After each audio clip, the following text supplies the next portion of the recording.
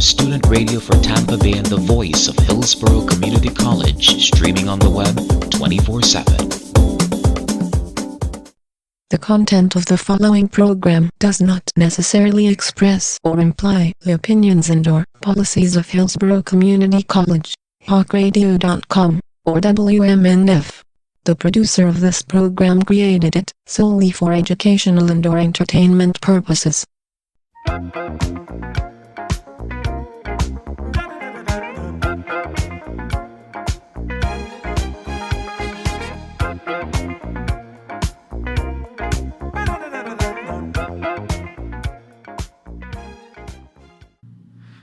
You're listening to The Edge. Today, I have the privilege of interviewing Bill Franks, who has not given any media interviews in several decades.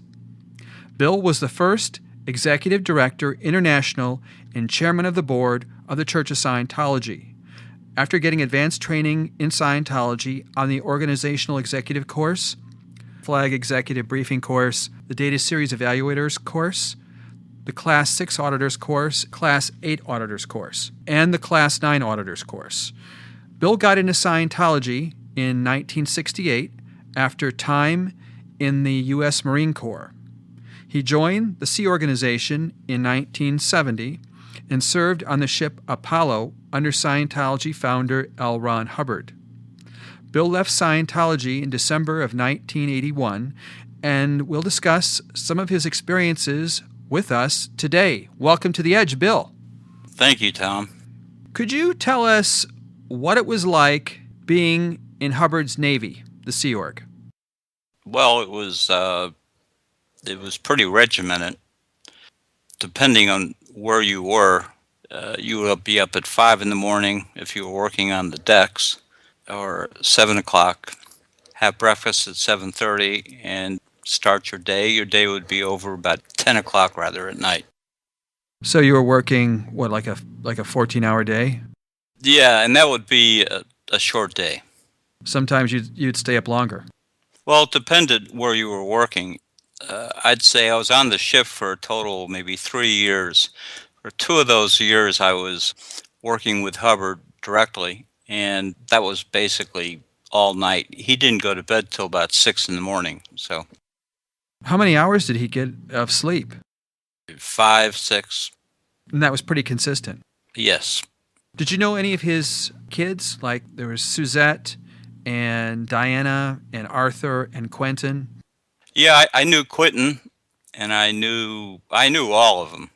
Diana worked for me for a year when I was in Clearwater, for at least a year.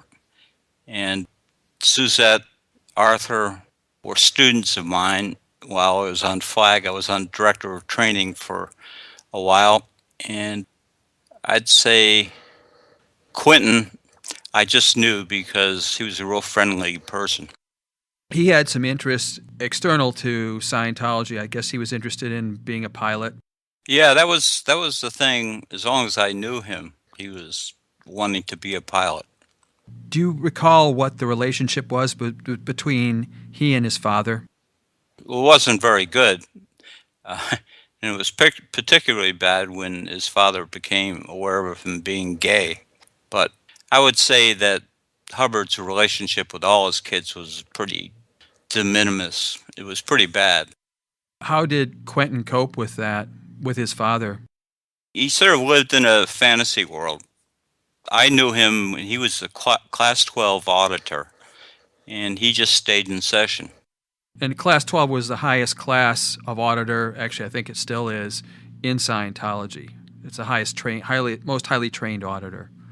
So he just kind of stayed away from his father as much as possible. He stayed in session or did other things. How did you know he was gay? Well, actually I didn't until I took over the GO in 1981, and I read his intel file and found out he was gay at that point. You know, looking back on it, he appeared gay, but, it didn't bother me. Yeah. You were involved with Scientology management when the Federal Bureau of Investigation raided the Scientology organization in 1977. That's right. Tell us about that. Well, I was running the founding church of Scientology in D.C., which was a real important organization, and they had a very large guardian's office. I think it's called OSA now, or I don't really know what it's called, but Office of Special Affairs, OSA. oh, okay.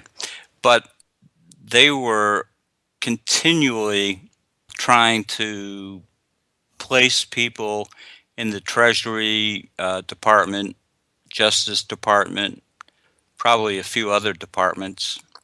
I don't doubt that they tried to infiltrate the CIA.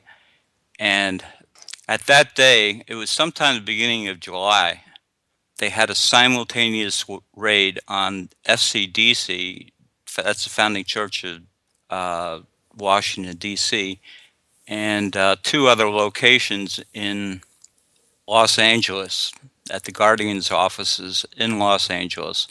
And the FBI hyped it as the largest raid they had ever had in the United States. And I don't know if that record still holds. But, and I don't know much of it, it's not much of a record, but at that time it was a lot of people. There were over 120 agents, as I recall. That's a large raid. Yeah. Now, you were running the Washington, D.C. organization at that time, and actually the Guardian office out of the Washington, D.C. organization was trying to infiltrate various departments of the U.S. government. Is that correct? That's correct. In fact, they actually had. But the ones that they were found were actually in the IRS. But there were other areas too that the Guardian office was trying to infiltrate. Definitely the Justice Department. Okay. Do you know who was involved with that, as far as, was it coming from Hubbard to your knowledge, or through Mary Sue, or? It was coming from Hubbard.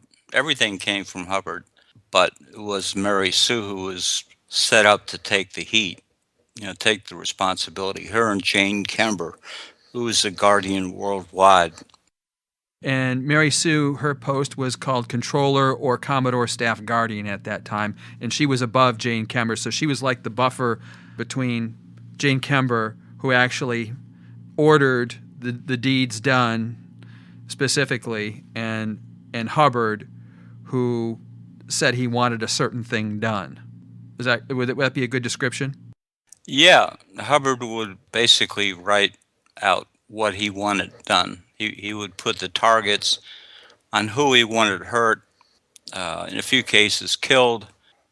He had a big thing about psychiatry, and so the World Federation of Mental Health, I remember he had a good friend of mine who had infiltrated the World Federation of Mental Health.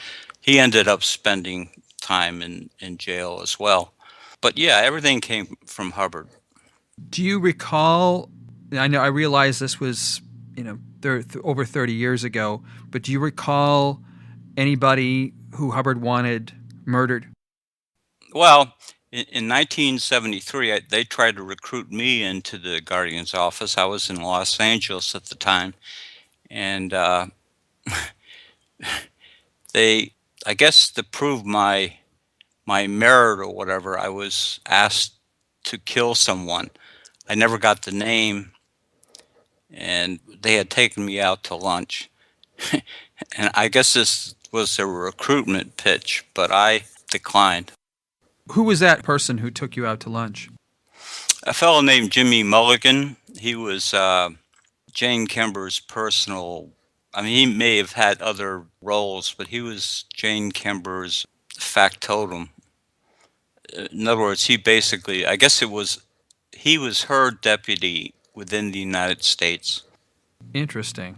So you declined to actually join the Guardian office? Yeah. I had gotten into Scientology for a few wrong reasons, but I did. That was a little beyond what I was willing to do. Yeah, you didn't get in to kill people. Okay, fair enough. As Executive Director International, you attempted to reform the Guardian office, which engaged in spying, dirty tricks, infiltration, litigation, and public relations. Could you discuss that? Well, it's sort of a big subject. Yes, I replaced everybody in a managerial post within the U.S. and worldwide. The idea was Hubbard had decided that he wanted to frame Mary Sue. He wanted Mary Sue to take all of the blame, and this was 2 3 years after the raid. You can imagine, the amount of litigation that was going on. I mean, they had an endless supply of attorneys. I mean, at that point in 81, we had just in the United States over 110 attorneys. And I wouldn't say they were all working on this case, but a lot of them were. That's a tremendous number for a relatively small corporation. Yeah, it was huge. I know it because we had a meeting. I called a meeting of all attorneys at the Hotel Bonaventure, which was a new hotel at that time. And it was about that many that showed up. And they were all getting, I mean, we were paying, I would say easily, conservatively, $2 million a month just on fees. That's incredible. Yeah, it was. So, And $2 million at that time in 1981, that was a tremendous amount of money. yes, it was a large sum of money, especially when I was making $15 a week. That which was the pay for a Sea Org executive at that time. Yeah. Yeah. You said you fired the people who were in charge of the U.S. Guardian Office and the Guardian Office Worldwide, which was in near East Grinstead in England. Yes. So you fired Jane Kember at that time was the Guardian Worldwide. Dick Story was the Deputy Guardian for Information. Charles Parcell was the Deputy Guardian for Legal. I don't think you're right about Dick Story. Dick Story, I think, this is going way back when, but I think I put Dick Story on the job. Okay. To replace a guy named Mo Budlong. Mo Budlong, right. Okay. So this was before, let's say, 1979 then? Oh, no. This was 81, summer of 81. Okay, so Dick Story was like his deputy prior to that. Is that correct? Yeah, he was in the Information Bureau, yes. Right, which was intelligence. It was the spying, dirty tricks kind of stuff. David Gaiman was Deputy Guardian for Public Relations Worldwide. Herbie Parkhouse was Deputy Guardian for Finance Worldwide. Sheila Chaliff was Deputy Guardian for Social Coordination Worldwide.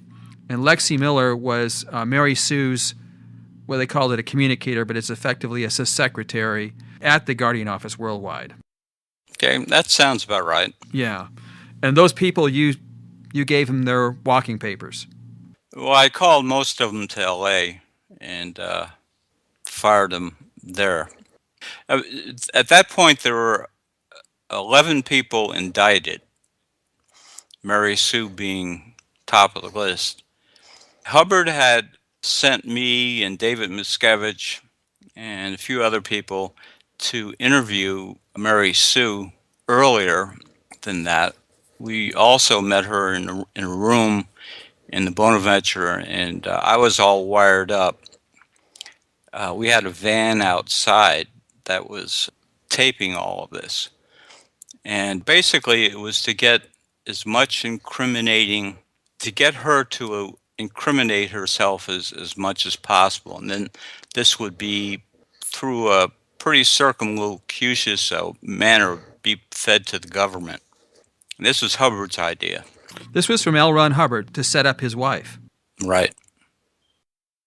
You had access, while you were Executive Director International, you had access to Guardian Office files. Did you read about any kind of fair game operations or murder plots?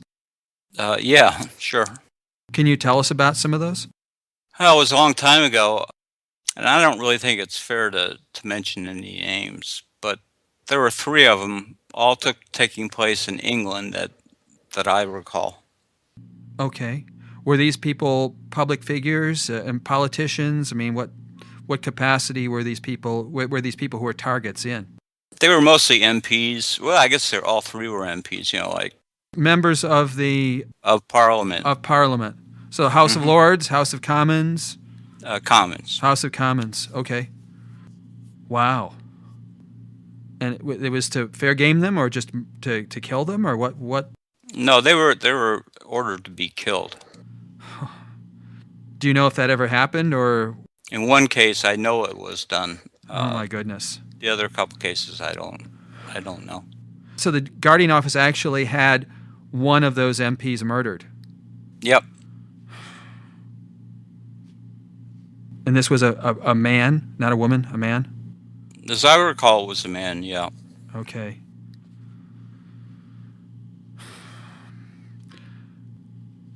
Do you recall of any fair game operations against certain people that Hubbard ordered? Basically, everything came from Hubbard. But yeah, I mean, Paulette Cooper is one of the more well-known ones in the United States. He actually ran that day to day. I mean, that was what they did. I mean, there was a lot. It wasn't just an occasional one. There was a lot of it happening. As national, I mean, call up somebody from the National Federation of Mental Health. I'm sure they've got quite a file because they were infiltrated. I mean, everything was done to destroy that because Hubbard just had some idea that the only thing that was preventing Scientology from expanding was the psychiatrists. Do you remember what year that MP was murdered? It would have been in the late 70s. Like 77, 76, 78? Probably 79. 79, okay. Wow. What was your reaction at that time? I mean, reading that, what were you thinking when you read that about that? I was thinking I had my little brush with it, and 6, 7 years earlier, and to actually have seen it, that it was being done. And there was a lot of information in those files to indicate that it had happened a lot more than I was aware of. But there weren't files I think they had been destroyed. Most of these, it was only by fluke that I had read this. You attended, in the United States, there were some Scientology mission holders meetings in the early 80s. A Scientology mission, which was formerly called a franchise, was like a small organization independent of regular Scientology organizations. What went on there? As I said, I had been appointed in 1980 by Hubbard for life. And I took that pretty seriously. I eventually, however, came to see that it was me just being set up to take the fall in his stead if it got to that. Particularly after what I found out when we cleaned out the Guardian's office. And that was like a 2-month venture that I was in LA doing that. And so I decided, well, okay, I'm here. What I was going to do would be to try to clean it up, clean Scientology up. There are a lot of things I did, and one of the things that I did was I called for a mission holder meeting. That would be mostly the people in the U.S., but anybody in the world could come and were invited. And what they did was they kidnapped me, they being the Watchdog Committee, and had me under guard in Hemet, California. Now, who was involved in that? Who were the people who actually kidnapped you and were holding you? Well, at that point, I guess it was Miscavige. I mean, he was the prime guy. You remember anyone else who was involved? Yeah, but they were all following his orders, and he claimed to have a line with Hubbard in San Luis Obispo, and that's where he was getting his orders. And I imagine that was true. So, yeah, there were other people involved. Miscavige would be the only one I'd care to mention. All right, well, fair enough. So what went on at those mission holders meetings? Before I get to that, I was not allowed to go to the first one. And what it made it worse emotionally for me was, I had put, by this time, I had put something like 13 years into Scientology, and maybe 14. And I was pretty emotional about wanting to fix it up because there was no way I was going to stay in it when it was like this, which was just a money-making operation. They had lost track of helping anybody, I'd say probably back in the 50s. And it became a real money-making operation in the 70s. And there was that, plus the fact that my wife presented me with papers to divorce me while I was up there. She's still in Scientology, by the way, and actually remarried. And the guy that she remarried, a guy named Jens Bogvad, he was Swedish, who's dead now. He died of a brain tumor. Ran the first mission holder meeting and basically said, oops, it was a mistake to bring you here. Thank you for coming, and let him go. So I made such a big stink about it. And, in the cult, it's you have a tendency to sort of lose sight of the world around you. And so I sort of reminded everybody, starting with Miscavige, that we still lived under a constitution and that my rights were being violated. And either they started respecting them or I was going to be calling the FBI in. And I had already spoken to the FBI surreptitiously. And though they didn't know that, in fact, actually, they don't know it yet, but I guess they're going to know now. That's right. So what happened was they let me go. I flew back to Clearwater, convened another mission holders meeting within about a few weeks, and it was pretty well attended. And I arranged for Miscavige. I called up Miscavige and told him he better get his ass down there. And all of the executives, a guy named Mark Yeager, some of them are still there, I believe, though I'm not really sure. But I remember Mark Yeager was one. They didn't want to come. They were scared of what was going to happen. What about Norman Starkey, Jérôme Le Serre? Guillaume was still in France. Okay. He was appointed, I believe. No, there was another replacement, and then Guillaume came on. But Norman came down, Norman Starkey, Janet Adair Tompkins. She was the ethics officer worldwide. And I'm trying to think some other. There's a whole slew of them that came down. I actually met them at the airport, and they were really pissed off at me more than anything else. And Well, what were they so upset about? the fact that little old me, I'm still operating off the fact, though I didn't really quite believe it, that I was chairman of the board because I was an ED International, but I was also made chairman of the board, and I was calling a board meeting. And I guess these people didn't believe it. At any rate, they all came down, and we had this mission owners meeting. There were about 250 people there, and it was basically a gripe session. And I made these guys get up there, Miscavige particularly, get up there and dealt with them. So it was a place to air grievances for those mission holders. Yeah. Okay. So that's really what happened. It went on for perhaps 3 or 4 days. Actually, the first guy to come down was this guy named Mark Yeager, who was the deputy CO of something or other, the Watchdog Committee, I guess. The Watchdog Committee was Hubbard's armed for execution, to get things done, which was another thing that made it clear to me that this was all just a sham. There was no ED International, really.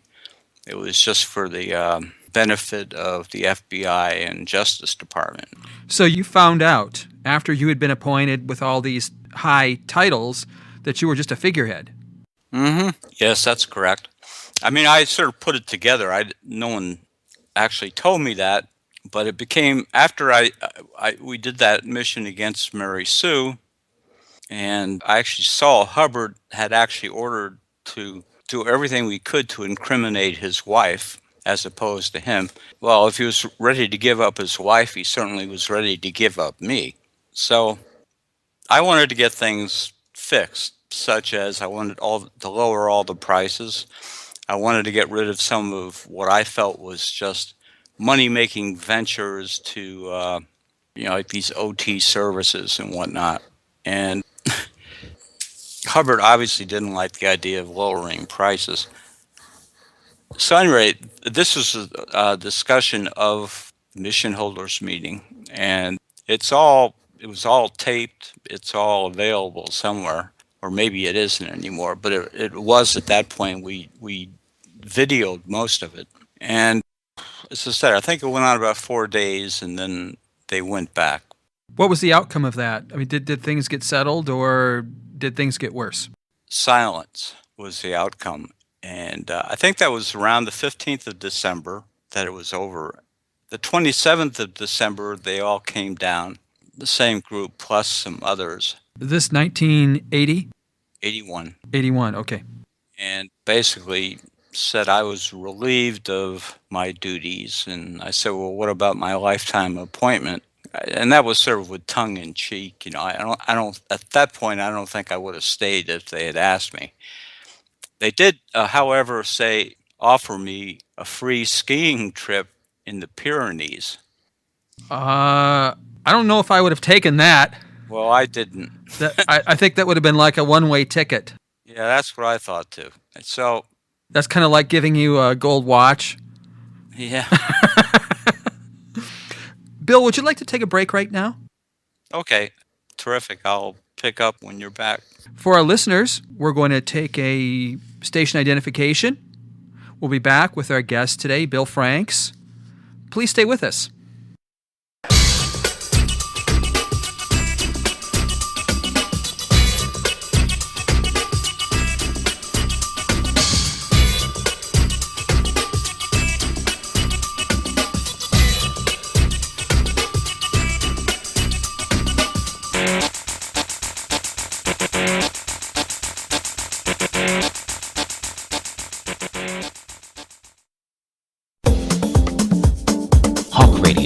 Student radio for Tampa Bay and the voice of Hillsborough Community College, streaming on the web 24/7.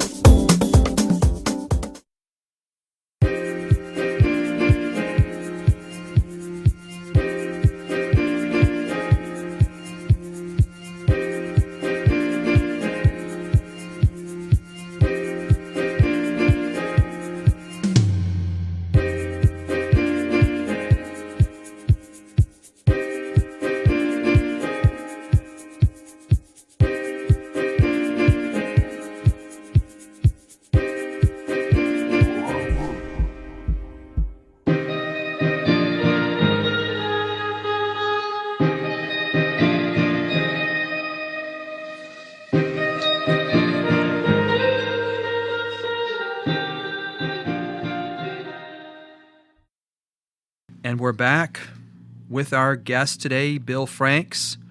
Bill was the first Executive Director International and Chairman of the Board of the Church of Scientology. We are talking to him about his experiences during his career in management in Scientology. We were talking, Bill, before we went on break about the mission holders meeting and that nothing really came of that. Would you like to say anything more about that? No, they were just tense days. And then the nights I'd be up all night arguing with Norman and Miscavige. Arguing about what? Oh, what I was doing, what was I up to? Was I trying to take over the church? Was I, it just went on and on and on. Which is exactly what he did. Right. I guess he was afraid I'd beat him to it. But at that point, I'd say that I was really trying to reform the church, and he was a real crazy man, as you know. But you mean impulsive? Violent? Very violent personality. But I looked at him as the guy was a punk kid. He was short, so I figured he had sort of a Napoleon complex, and he was pretty dumb.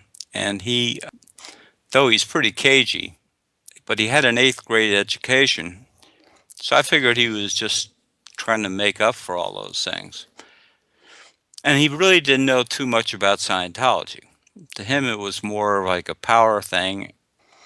He had, to my knowledge, he had gotten close to Hubbard intentionally when Hubbard was making these horrible movies and taking photographs. And he became his Johnny on the spot, so to speak. But he was, I can't really say I took him very seriously at the time. Yeah. You knew Hubbard fairly well. Did he come across to you as being a fearful person?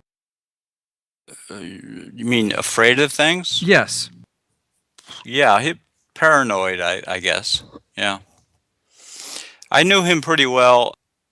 The last time I saw him was in 1975. But in about 5 years, I got as close as I guess anybody ever got to him. I mean, I worked for him for a while as his organization officer. That was my title. That was on the Apollo. Yes. Hubbard believed strongly in pain drug hypnosis, which was or PDH, Right. which is supposedly a method of controlling a person by drugging a person, hypnotizing them, and then beating them or shocking them or something. How did that manifest itself in your experience? Well, I guess I'd first say that that's what he said when I left. When I left, I flew to Los Angeles, and I ended up staying at these people's house who worked for I didn't know it, but they worked for the Guardian's office at the time. Eventually, Hubbard sent an auditor down to audit me. Basically, it was just to pull overts and withholds. And then when that was over, I grabbed my folder when the auditor went out of the room. His theory was that I had been PDH'd by the FBI. And so he sent me to after the auditing was over, he sent me to his doctor, which is Dr. Denk. That was Gene Denk. Gene Denk, who I believe is dead now. Yes, he is. He died of cancer. Okay. And I had no idea. I didn't see that part of the CS, or LRH's instructions, but I went there and I got a blood test. And Denk would only tell me it was just to see if there were drugs in my system. And of course there weren't any. So that was it on that theory. I think about a year later, the next theory was that I was, working for Rockefeller, who he had nicknamed Killer Feller, and that's how he thought. He was sort of like, he was pretty crazy. Okay, but you were not actually working for Rockefeller. You were working in a building ostensibly owned by a corporation that Rockefeller had stock in. Yeah, I don't even think they had any stock anymore at that point. Okay, it was just named Rockefeller Center. Yeah. Okay. They had built the building in the 30s. All right. But no, I was actually trading commodities in an office that just happened to be in Rockefeller Center. Okay. I think Rockefeller Center actually was bought by a Japanese firm. At that time, it was owned by a Japanese firm. So much for Hubbard's far-flung theories. I guess nobody told him. Yeah. We don't know that if he would have even paid attention to those facts. But I found that a lot of his premises were based on paranoia, PDH being an example of it. Now, you were, at that time in Scientology, we're talking the 70s and actually into the very early 80s, there was a person who was second to Hubbard as a technical authority in Scientology, and that was David Mayo. What happened to him? As I said to you earlier, I started the revolution in '82, early '82. Mayo, a guy named Alan Buchanan, Kerry Gleason, who was my replacement. That's right before Guillaume de Sèvres was appointed, and I don't know, about 15 other people were brought to Hemet, and it got really rough. I mean, they would have to run around a flagpole for 24 hours at a time. And I mean, this is all hearsay because I heard about it, but David left, and David was pretty remorseful at the time about his role in Scientology. He started a center in Santa Barbara, and I think he called it the Advanced Ability Center or something like that. yeah, whatever. I'd only been there once myself. All right. But his stated purpose, and he stated this to me the other day, that he just wanted to get as many people out of Scientology as he could. His number of people that he got out of Scientology was about 5,000 people. That's what he calculates. Wow. And they were apparently doing Scientology outside the organization at his center, or... They were trying to undo the damage that Scientology had done, which gets us, I guess at some point we'll talk about the overts and withholds and how Hubbard used that to entrap people. Explain to our listeners what an overt is and what a withhold is and what a missed withhold is in common English. Okay, I'll try. An overt is an overt act done against someone or something that would be counter to its survival. So destructive act of some kind. Yeah, destructive act. And it could even be like a thought. A withhold would be having committed such an act, they don't tell anyone about it. They just carry the burden around by themselves. And a miswithhold is where, say, here's a contrived situation, but say you're a kid and you're on top of the stool in the kitchen trying to get cookies out of the cookie jar, and you hear your mother coming, and so you grab a couple cookies, stick them in your shirt, and close the cookie jar and pretend that you're playing with the cat, say. And you don't really know if she knows that you stole the cookies or didn't, but you're always thinking that maybe she almost found out about it. So in common English, I would say that's a guilty conscience? Yeah. Roughly? It results in a guilty conscience, yes. Okay, so it's a series of actions where somebody almost finds out about something you did or perhaps should have done, and you have a guilty conscience as a result of that, and wondering, suspecting. Yes. Okay, fair enough. Now, in Scientology, Hubbard came up with some kind of policy or idea that people leave an organization only if they have done something destructive to that organization and don't want it found out about. Now, did Hubbard ever employ that method coercively to control his organization? Well, yeah, I would say, I never really went back, but I'd say late 50s, this became part and parcel of the technology, his so-called technology. And just to put it in perspective, I had an interesting thing happen to me in 1985. I had agreed to go up to testify in Oregon at a trial of Julie Christopherson. They milked her for all her money, and and basically just destroyed her life. And she was an engineer. She was professional. She was not a stupid woman. And they just totally took advantage of her and in every way possible. And I was up there as a witness, which gave me the opportunity to meet a woman that you may or may not have heard of, name of Margaret Singer. Margaret Singer at that time was a professor at Berkeley, and they had called her up to also be a witness. And we got to talking, and she, unfortunately, she died about 3 or 4 years ago. But she was a psychiatrist. She was an MD, and she has several books out if anybody wants to read about this stuff.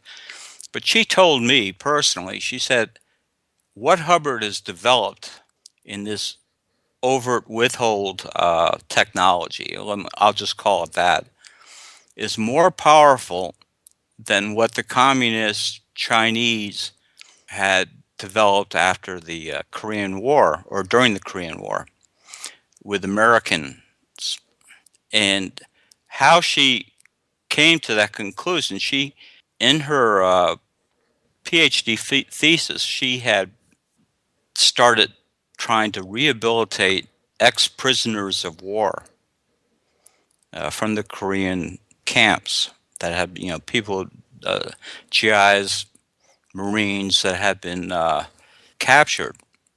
And we started talking about this, and she started explaining to me how powerful this was, and that they had developed it, but they hadn't refined it anywhere even close to what Hubbard had done, and how it can brainwash a person. You can take just about anybody, and if you almost put them in a hypnotic state, and you start going on about what they've done, how evil they are, or things that they haven't told you about that they thought of doing. And basically, you end up controlling a person. That was what she told me. You can read about it in books that I believe you can buy on Amazon. It's essentially, the method goes under the moniker of coercive persuasion. Yeah. Or more simply, brainwashing. Okay, correct. Okay, so back to 1974, David Mayo, who was the senior CS, in other words, he would be like the person who was the case supervisor of all cases on flag at the time, all auditing that went on. And we had a student who wanted to leave the ship, and obviously, it was after we subjected him to about a week, maybe 2 weeks of just auditing, trying to get him to tell us what he was really up to and what he really had done. And it was going nowhere. In fact, the guy was going a bit psychotic, which I came down to do the Lisa McPherson trial to witness on that, and I think that's what happened to her too, just incidentally. But and that might be an example that everybody had read about. Well, it's a coercive introversion of Yeah. the person. Okay, go ahead. So this was about 3 a.m, and of course, I was the director of training, and Mayo was the senior CS, and we were both in his room, and on the tween decks on the Apollo, and a messenger came down with a dispatch from Hubbard, and what the dispatch said just totally amazed both of us. What it said was, essentially, it said people don't leave, and his word is blow. They don't blow due to overts and withholds. They blow when their air or sea broken. That means affinity, reality, communication are broken. That means when they're upset in non-Scientology terms, just plain upset. Hubbard knew that people left because they were upset, not because of doing something damaging or destructive that someone else almost finds out about. They leave because they're upset. He knew that. Right. Yet he employed this method. Go ahead. Yeah. Let me just go on and tell you the next paragraph. Sure. He said, you, Franks, and Mayo are never to speak a word of this to anyone. If anyone were to find out, I being Hubbard, would lose control of all of our public and all of our organizations. And then a few other threats and best Ron. And Mayo and I looked at one another because this whole thing it holds together 80% at least. It's the basic premise of all Scientology. At least 80%. And here he is just blithely saying it's all bullshit, guys. We were absolutely flabbergasted. So you and David Mayo and that messenger, presumably the messenger, read the... No, she didn't read it. She handed it. She wasn't allowed to look at it. She just handed it to us. You recall who the messenger was? Yeah, Claire Popham. Okay. So she didn't read that, but you two were privy to what was really going on, how Hubbard was maintaining control over Scientology and keeping it going. Mm-hmm. Actually, come to think of it, she might have stayed there. We read it and she took it back. But he definitely said it, and I remember it pretty much verbatim.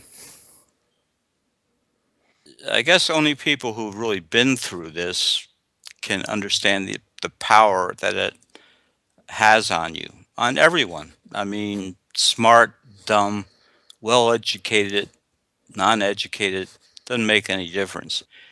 And it was most interesting because these students at that time, we were still doing the OEC org exec course and the flag executive briefing course. And this L10, L11, and L12 was primarily centered on this OW thing.